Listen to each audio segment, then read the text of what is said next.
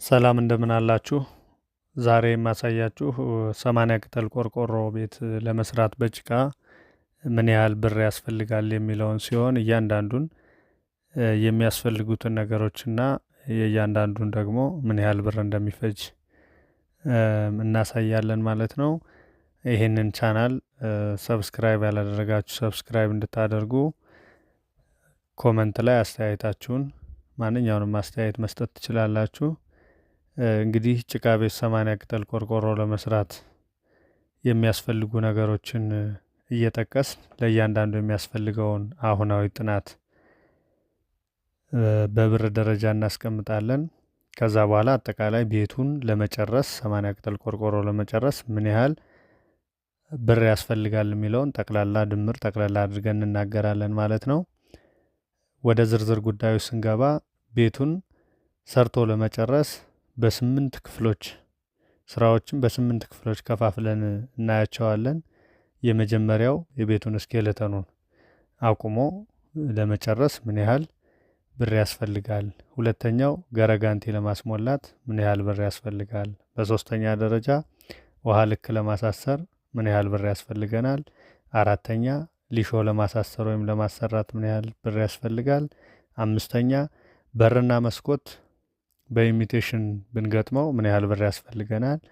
ስድስተኛ የውስጥና የውጭ ግድግዳ ምርግ ወይም ጭቃ ልጥፉ ምን ያህል ብር ይወስዳል።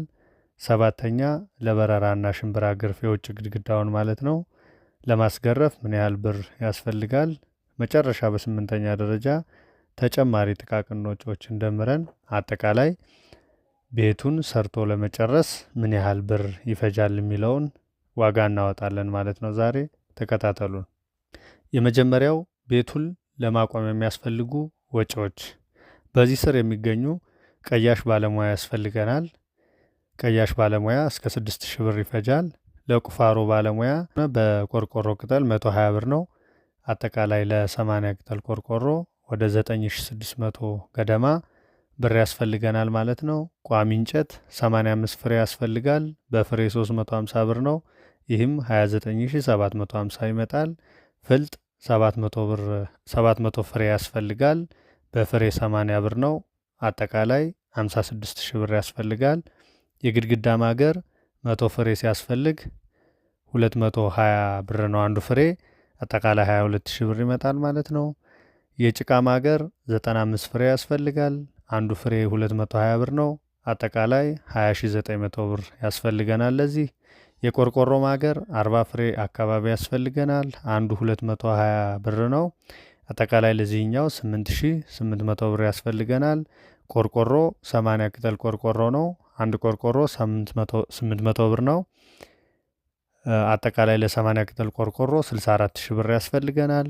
የቆርቆሮ ምስማር ወደ 3 ካርቶን አካባቢ ያስፈልጋል። አንዱ ካርቶን 1200 ብር ነው።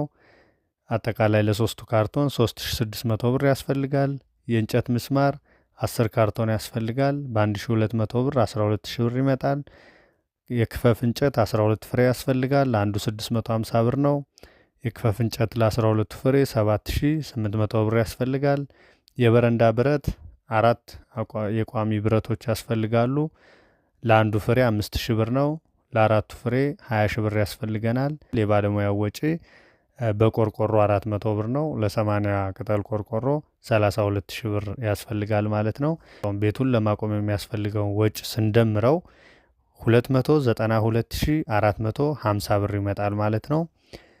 በመቀጠል ሁለተኛ ላይ ገረጋንቲ ለማስሞላት ሁለት ዋጋ ነው የሚያስፈልገን። አንደኛ ገረጋንቲውን ለማስሞላት በሁለት ቢያጆ ያስፈልጋል ማለት ነው። ገረጋንቲ አንዱ ቢያጆ 7000 ብር ነው። ለሁለቱ 14000 ብር።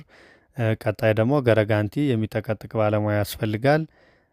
8000 ብር አካባቢ ያስፈልገዋል ለባለሙያ ማለት ነው። አጠቃላይ ገረጋንቲ ለማስሞላት በሁለቱ ወጪዎች 22000 ብር ያስፈልጋል ማለት ነው። በሶስተኛ ደረጃ ውሃ ልክ ለማሳሰር ድንጋይ፣ የተከሰከሰ ድንጋይ ያስፈልጋል። አሸዋ፣ ሲሚንቶ ያስፈልጋል እና ውሃ ልኩን የሚሰራው ባለሙያ ያስፈልጋል። ድንጋይ 2 ቢያጆ ያስፈልጋል። አንድ ቢያጆ 18000 ብር ነው። ለሁለቱ ቢያጆ 36000 ብር ይመጣል። የተከሰከሰ ድንጋይ አንድ ቢያጆ ያስፈልጋል። ለአንዱ 18000 ብር ነው። ስለዚህ ቢያጆ 18,000 ያስፈልጋል ማለት ነው። ለዚህ አሸዋ አንድ ቢያጆ ያስፈልጋል። አንዱ ቢያጆ 65,000 ብር ነው። ሲሚንቶ 20 ኩንታል ያስፈልጋል። አንድ ኩንታል 1800 ብር ነው። ለ20 ኩንታል 36,000 ብር ይመጣል። ውሃ ልኩን የሚሰራው ባለሙያ ወደ 20,000 ብር አካባቢ ይጠይቀናል። አጠቃላይ ውሃ ልኩን ለማሳሰር 175,000 ብር ያስፈልገናል ማለት ነው። በአራተኛ ደረጃ ሊሾ ለማሳሰር አሸዋ፣ ሲሚንቶ፣ ጠጠር፣ የተከሰከሰ ድንጋይና የባለሙያ ወጪ ያስፈልጋል። አሸዋን ስንመለከት አንድ ቢያጆ ያስፈልጋል። ቢያጆ 65,000 ብር ነው። ሲሚንቶ 15 ኩንታል ያስፈልጋል። ለኩንታል 1800 ነው። አጠቃላይ ለ15 ኩንታሉ 27,000 ያስፈልገናል ማለት ነው። ጠጠር ግማሽ ቢያጆ ያስፈልገናል በኢነትሪ ማለት ነው። ቢያጆ 29,000 ብር ነው። ለኢነትሪው ወይም ለግማሽ ቢያጆ 14,500 ይመጣል። ክስክስ ድንጋይ አንድ ቢያጆ ያስፈልጋል። በቢያጆ 18,000 ብር ነው።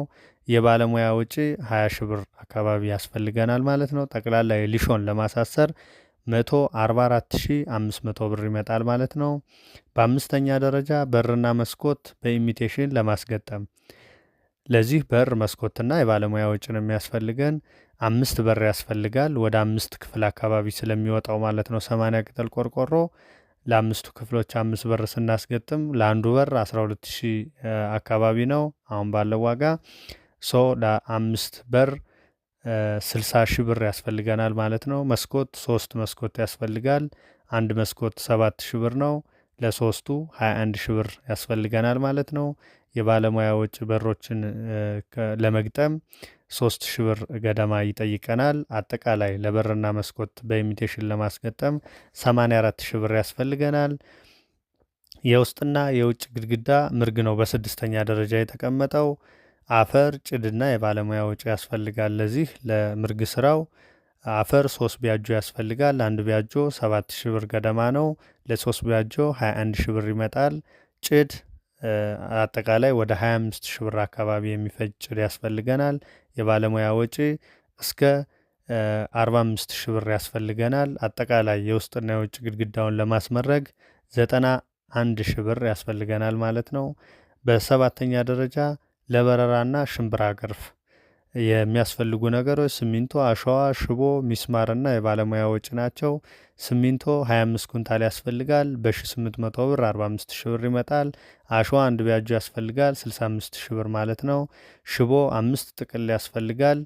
አንዱ ጥቅል 1,800 ነው። አጠቃላይ 9,000 ለሽቦ።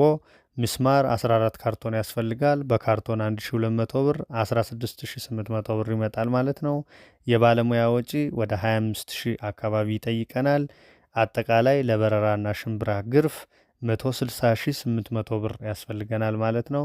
እያንዳንዱ ቦታ ላይ የሲሚንቶ አሸዋና ጠጠር የብቻ የምነግራችሁ አንዱን ፓርት ሰርታችሁ አንደኛው ይቆይ የምትሉ ከሆነ ለዛች ፓርት ብቻ ለዛች ክፍል ብቻ በተናጠል ማቴሪያሎችን እንድትገዙ እንዲያግዛችሁ ነው ማለት ነው። በስምንተኛ ደረጃ ለጥቃቅን ወጪዎች ተጨማሪ ወጪዎች የሚለው ነው። ለዚህ ውሃን ለማጓጓዝ ለማስቀዳት ሌሎች የሚጓጓዙ እቃዎችን ላሰሪው የሚወጡ ጥቃቅን ወጪዎችን እና አንዳንድ ሳይት ላይ የሚገጥሙ ያልተጠበቁ ነገሮች የሚያስወጡ ነገሮችን አጠቃላይ በማድረግ ነው። እስከ 90,000 ብር አካባቢ ነው ለዚህኛው የያዝንለት ማለት ነው። ለዚህ ወጪ አጠቃላይ እንግዲህ ከ1 እስከ 8 ከፋፍለን በ8 ክፍል ከፋፍለን 80 ቅጠል ቆርቆሮውን አሰርተን ለማጠናቀቅ አጠቃላይ ስንደምራቸው የቤቱን ለማቆም የሚያስፈልገው ወጪ 292,450 ብር፣ ገረጋንቲ ለማስሞላት 22,000 ብር፣ ውሃ ልክ ለማሳሰር 175,000 ብር፣ ሊሾ ለማሰራት 144,500፣ በርና መስኮት በኢሚቴሽን ለማስገጠም 84,000 ብር፣ የውስጥና የውጭ ግድግዳ ምርግ ለማስመረግ 91,000 ብር፣ ለበረራና ሽምብራ ግርፍ 160,800 ብር። የመጨረሻው ተጨማሪ ወጪዎች ወይም ጥቃቅን ወጪዎች ላይ 90,000 ብር። አጠቃላይ በ8 የከፈልነውን በ8 ፓርት ያዘጋጀነውን የብር መጠን ስንደምረው 1,059,750 ብር ይፈጃል ማለት ነው። እንደዚህ አይነት ተመሳሳይ የቤት ለማሰራት የሚወጡ የዋጋ ወጪዎችን ለማግኘት ይህንን ገጽ ሰብስክራይብ፣ ላይክ እና ፎሎ በማድረግ ተከታተሉን። መልካም ጊዜ ይሆንላችሁ። አመሰግናለሁ።